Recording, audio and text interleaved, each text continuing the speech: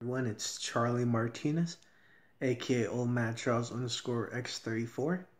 Today, I want to talk to you guys about how sometimes it can be really challenging for people on the spectrum to interact with people in general because, on a daily basis, you might have this mindset where you got everything figured out in terms of expecting behavior back from each other and also reading all these analysis is I'm probably saying it wrong, but I'm talking about analysis in a way where you could read someone's body language and socially read their emotions, which could be a challenge for some people that are on the autism spectrum. Because for myself, I always misread situations that appear different in my head and what I'm trying to analyze, and then when I actually say something out loud to the person back, they give me this perceived social expression where I felt like I said something wrong, like this.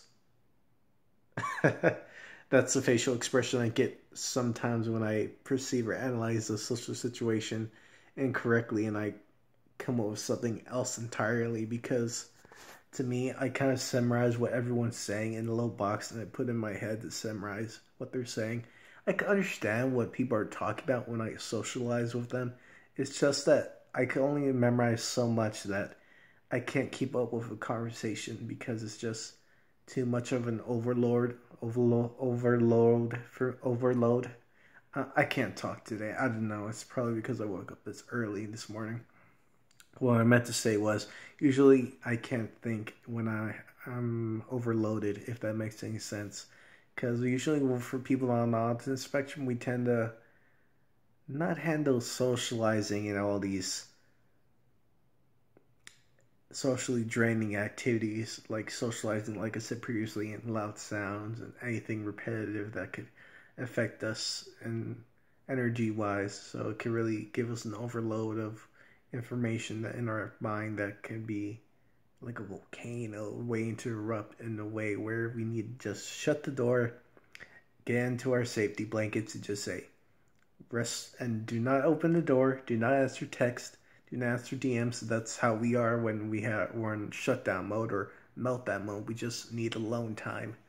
But I'm just breaking down what happens usually when we're overloaded from socializing. And that's why we have issues with interacting with people, because it takes a lot of energy. People don't realize how much energy we spend on interacting with people, because it's like a game of chess for us.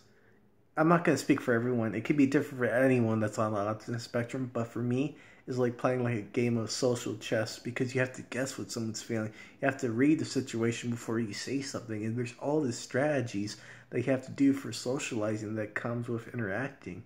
And that's what makes it hard to meet new people, because you have to find their interests, and maybe you might fit your interests, and you might build something off of that, and it's an interaction. But otherwise, it'll be a big challenge for most people that are on the spectrum. And what I advise you, for those of you that are on the autism spectrum, is that you would find someone that has a similar interest as you and really build off of it, like I said before, and actually try to establish some sort of relationship where you would casually talk to this person about your interests that you both like. And hopefully you guys build up a friendship, and hopefully you guys become great friends. Otherwise, you gave it your best shot. And that's all I have to say. Hope you guys have a lovely morning or afternoon. Bye.